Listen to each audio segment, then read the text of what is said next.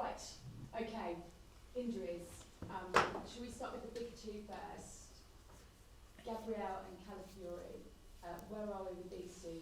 Are either of them going to be ready to go tomorrow? There is a possibility with one of them to be available. He trained today and we'll see tomorrow. Yeah. And with Calafiori, how cautious are you having to be, given he's not really been able to have a run of games? We're just respecting the times that the medical department has set, and then we just monitor his evolution every single day. And we understand that he's not fully ready yet, but he's getting very close now. And anyone else ruled out for tomorrow? No, apart from the ones that they were already. And Zinchenko as well? Exactly. Yeah, okay. The player, I guess, that benefited from that on Wednesday was Lewis Miles-Skelly, and you spoke a little bit about him after the game, but on reflection, what he did as an 18-year-old on the pitch, but also off it, speaking to everybody afterwards, was quite extraordinary. Give us a little bit more insight into him as a person as well as a player, and with all of that, does he deserve another crack tomorrow? Well, he certainly deserves to be in contention to be selected because he performed and competed really well. As you mentioned, at his age, to show that maturity on the pitch is strange, and off the field is exactly the same. He's a person that continuously surprises all the staff with the kind of question that he's capable of asking. You know, that a lot of times tells you the intelligence of the person, and Miles is a really bright boy. Yeah, you always hoped that it would go like that, but how reassuring was it just to see him flourish in that environment? Well, it's always, you always take a chance. Nobody can guarantee you a performance. It doesn't matter the experience or the age, but he was surrounded by very senior players, very experienced players, and we believe that it was the right context, a context that he could succeed and help the team to perform to win the game, and he certainly did that. We've talked a little bit over the last few weeks about creativity and finding that kind of little bit of sparkle, if you like. How pleased with you with your midfield trio on Wednesday, Odegaard, Marino and Rice, and how much did you envisage that those three would actually be your midfield trio? I mean, it was the first time you got to use them all together. Did you like the balance? Did you like what you see? They've been recently a lot of new units. Certainly that was one. That's one that obviously we have planned and discussed, and I think they can play so well together. And they did a really good job. They will play again together for sure in the near future, and I think they complement each other really, really well. Yeah, in terms of complementing each other, can you just explain a little bit more? Well, three very intelligent and football brains. Three players that they like to play for others, especially. And then you have a lot. You have players that can hold the ball in tight spaces, they can run with the ball, you have threat in the box, you have creativity in tight spaces. You have a lot of the things that you want, and the defensive part as well. They have two players that are more holding midfielders, Martin that is exceptional in his timings and aggression in the high press, so very good. I want to ask you about murals now. Your set piece coach has got his own mural. Yeah, I just heard that, didn't know that. So happy. He fully deserves it, the same as many other staff and coaches, so it's great that the attention is not just on the players or sometimes the manager, you know, that our supporters can think that way and someone can be so creative, and it makes people value and be recognized, and I think it's something really good. Has he seen it yet? He obviously hasn't seen it. Is he going to go You showed him, yeah? Have a look past? Yeah. Do you like it? He would say, well, he would love it. And just finally for me, it's going to be a little bit of a special day tomorrow where Arsenal and Everton are both going to pay tribute to Kevin Campbell. He meant a lot to a lot of people at both clubs. And I wondered how well you got to know him, or your thoughts, or whether that would just, you didn't quite go as far, did you? No. But you probably heard the stories and you understand how special he was to a lot of people here. I do, and you can tell the way people talks and the tone and the face that they put when they talk about him, and the club is done really well again to make that day feel very special for all the people that had the chance to get to know him and recognize who he was, especially as a person. So it will be a special day. Thanks. And we'll go to Niv from the Premier League. Hi, Mikel. Good afternoon. Since the beginning of last season, only Harry Kane, Vinny Jr., and Antoine Griezmann have been involved in more Champions League goals than Bukayo Saka. We knew how great he is domestically, but you feel now Bukayo is getting more credit, more recognition across the continent as one of the best in Europe. Yeah, well, first of all, we have to win the competition. We certainly are now, and players and everybody has to step up to that level. And yeah, it's remarkable what he's doing consistently every 3 days in different competitions at this level. Is really good, and he will continue to do that for sure. Nearly 20 years ago, Everton was the club that gave you your first chance in English football. It's not the first time you will manage against them, but still, what's the biggest value you learned from your time at Goodison Park? Well, the human quality, and then how deep is the feeling towards the club. And as we all know, the club has been through very different stages through his history, and recently they have a really tough one. But I love the way they get all together, they go through the storms. The way they face it is a great example, again, was shown the coaching staff and the players done in recent years with all the instability around the club. So hopefully they can find a path now and a new stadium with new ownership as well, and kick on and start more enjoyable times, hopefully. Because obviously the Merseyside derby was postponed. They had significantly more time than you to recover. You played the Champions League, you played the league as well. Could that be a factor this weekend? Because you know December, the games are coming thick and fast. That's the context. We are so used to playing every 3 days. The boys train today, really fire up, really looking forward to the game, and understanding that it's always a really tough opponent, and we're going to have to be really good to beat them. Ian, Talksport. Hi, Mikel, how are you? Hi. He's only young, but would you say that right now Bukayo Saka is world class? I don't know. I don't like putting labels to players. You know, he's exceptional. He's exceptional what he does. He's doing it very consistently. Now we need to go to the next step and win things collectively as well, probably to get that label, and that's the end.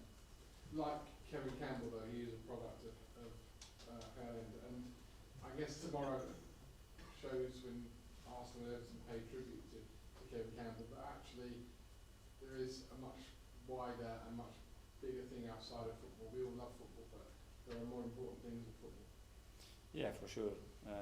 The issue that we all have normally is that we don't recognize that it's something really, really impactful and difficult happens in our lives. But yeah, we are surrounded now, unfortunately, with a lot of issues. All our families, relatives, everybody is going through a lot of stuff that before it wasn't that common. So perspective is always good. How do you keep perspective? Because obviously last time, or one of the last times I was here, you were speaking about what the tragedy that's happening in Valencia, in your homeland. There are tragedies many times that football remembers. How do you keep perspective as well as keeping your focus on being a football manager? First of all, understanding and being grateful of what we have daily. You know, where we are. First of all, health is the most important thing. I have 3 kids, I have a wife, I have family, and the only thing that I ask and I just pray for is for everybody to be healthy. Without that, we have nothing else. And then again, what we are brought to this world to do, and make sure we enjoy it, because there are going to be moments that unfortunately the world is going to crash and we're going to have to go through that. Finally, we've heard today about Everton's takeover. The club should be more stable and perhaps more like the club that you did play for many years ago, rather than the one that seems to have gone from one crisis to another, if crisis is indeed the right word. Yeah, but they haven't lost their roots, you know, and as I said, that fighting spirit, that togetherness, that love for the club in regards. Whatever happens, they are there, you know, and that's not easy, and that makes them really, really special. Hopefully that will help them, give them a stability. The project with the new stadium, it's unbelievable as well, so a lot to be excited about. Simon, Evening Standard. Mikel, we asked you a lot about Bukayo and that right side. How important is it for you that you have that balance in the team, and that we're sat here asking you about Martinelli and Trossard, that you have that threat from both sides of the pitch? Well, we certainly have that, but obviously it's never going to be the same because they have different qualities, and we need to understand that we have many other threats in our left side, and over the years we've done it. And if not, we wouldn't be scoring the amount of goals that we have scored in the last 2 seasons. So I'm really pleased with that. Different is good. It doesn't have to be symmetric. Asymmetries in football are great and very difficult to combat. And we continue to go, trying to improve. Has it been a bit difficult there, obviously, because injuries at left back, changed who's played the left number 8? And how important do you think Mikel could be in terms of unlocking that left side when he's fully fit? Yeah, that's something obviously that we have a lot of instability in recent years, you know. So finding that stability, those relationships, that time together, put in place that they can connect with each other and find those chemistries is very important, and it's true that we have never had the consistency, especially because of availability in the left and in the right. Alex, BBC. Hi Mikel. We've heard that Bukayo Saka's outputs up there with some of the best forwards in Europe, so how would you keep challenging him, or how do you keep him motivated? Well, because there's still so much to do, there's everything to win, you know, still. So that's the motivation, the fact that he wants to be better every single day, that he wants to keep pushing this football club, this team to a higher level, and that's it. He doesn't need. If I have to motivate him, that's a problem. That's within him. Do you ever show him other forwards output and say this is what you can get to?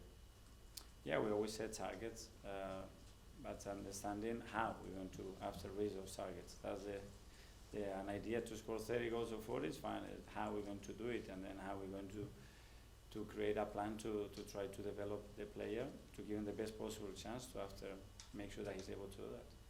Kai, Football London. This fixture last season was obviously the final game of the season. You said in the past that your team went for a dinner that night, and I think the players came over to you and were saying, we want to go again straight away, we want to win the league next season straight away. I wonder if you could tell us a bit more about that night and the emotions around the team and how it got those people. Well, it was obviously mixed emotions. Very sad because we had the hope that we could do it the last day of the season. It has happened many times in this league. We weren't able to do it, and at the same time pride and fire in the belly and motivation to understand that we are there, that we are good enough to do it, and that we have to push it again because we really want it. Did that come from the players, that mindset? Which players specifically were coming over to you? I don't like to explain that, but a few players came straight away with that kind of talk. Okay. Jordan, Athletic. Mikel, when we sit here and ask about Bukayo reaching Ronaldo, Messi numbers, you say you've got a plan and you sit and think about how that will evolve over the next few years. When you look at those two players, they hit those numbers once they moved inside the pitch. We see sometimes Bukayo sometimes get crowded out with teams, 2 or 3 players around them. Do you envisage over the next few years that he will move like Messi or Ronaldo in a central position? Yeah, I think that would depend a lot on the qualities and the players you are around him. For somebody to be inside instead of outside, somebody has to be outside. And that player and that fullback and that attacking midfielder, that 9, has to allow the space to do that. But I'm certainly very open to keep evolving players. Sometimes it's the role, sometimes it's the position on the pitch. And sometimes there are all the things that we can do, so he spends more time in this position because when the ball is firing the opposite side, I think it's our choice where we want him. But we're certainly thinking about these kind of things, yeah. It was interesting, Jorginho said the other day in an interview that you don't specifically tell Martinelli and Saka to stay out wide, they sort of just do it naturally. As they're getting older, are you leaving it up to Bukayo to figure the game out for himself and to go where he feels he can affect it? When the understanding of the game and the spaces and the timing that they move in relation to each other is strong, I think the freedom has to increase because the decision making is going to improve because they understand it better. So that will create uncertainty to the position, and at the moment they're in that stage that they have much more freedom than in the past. Just a similar question on Gabriel. Obviously Simon was talking about the balance of the team. Maybe the last couple of years he's not quite kicked on as people would have expected in terms of his numbers. Do you see him potentially becoming a number 9 in the long term? I know he's young just now. Do you see him potentially moving centrally as well? Who you say, Gabriel? Gabriel Martinelli. Well, he's played a few times. I think Gavi's so good, you know, when he's got the line on his back and he's facing forward, he's got the ball in diagonal, that I haven't thought too much about that. And he's so comfortable playing that, especially on the left side. So I think I see other evolutions more than this one. Okay, last couple in the live section. We'll go to James from ESPN. Hi, Mikel. I know you've got a lot of games before January. It's only a couple of weeks till the window opens, and you don't have a sporting director at the moment. Are you confident that won't be a problem for whatever business you want to do in January? Yeah. Well, we have one. Jason Ato is our sporting director, interim sporting director, and he's got the full capacity right now, full support, the support of the football club, and he's doing really well with his team. And then the process is open, obviously, as you know, and the club, with the support of all of us and intervention of all of us, would decide who they think is the best person to move us forward. Is there any progress in that search? Yeah, I'm sure there is progress, yeah. Do you think in general January will be a busy window? I don't never expect January to be super busy, but we have to wait and see where we are, you know. Some surprises can come, we are prepared for that, some opportunities as well, and we'll have to see. Hopefully the squad and the availability of the squad is going to be better in a few weeks. We have to wait and see. And just finally for me, Miles Lewis Skelly obviously impressed in midweek. I know as a club you're keen to promote the academy, and do you feel with him and with Ethan obviously playing more minutes now, that pathway is a bit clearer now for those youth team age groups to be able to get into the first team? Yeah, well, in terms of the intention and what we want is clear. First of all, we want to look in the academy. And then we have to understand if what we need is actually there in that moment, because sometimes the age groups and what happens, the timing, it doesn't always work. But we are extremely happy with the way the academy is working and to see that talent raising. And now we have to create a space as well ourselves in the squad for those kids to have the right amount of time and the role that they deserve in the squad. Okay, Phil from PA at the back. Mikel, I was going to ask you about the sporting director too. Did you envisage that it will be resolved before the summer, or do you think it will be sorted this season? Timing-wise, it's difficult to understand, and I'm not running that process, so it's more a question for the club to respond. Is it something you'd like to see settled sooner rather than later? Yeah, but that we are convinced that we have the right person with the right team that can work with a lot of people that are doing extremely a great work at the moment, and that somebody is going to help us to go to the next level, and we might have it internally.